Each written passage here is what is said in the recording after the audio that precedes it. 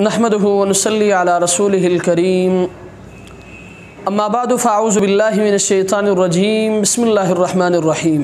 गुजरांवाला से कारी मोहम्मद आज़म साहब ने सवाल किया है। उनका सवाल ये है कि फ़जर की सुन्नतों के बाद नफ़ल पढ़ना कैसा है।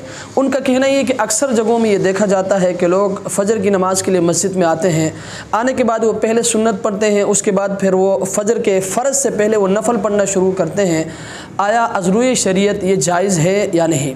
तो याद रखें मसला ये है कि सुबह सादिक़ के बाद कोई भी नफ़ल, चाहे वो फ़जर की सुन्नतों से पहले हो या फ़जर की सुन्नतों के बाद हो, बहर सूरत ये मकरूह है, इससे एहतराज़ करना चाहिए।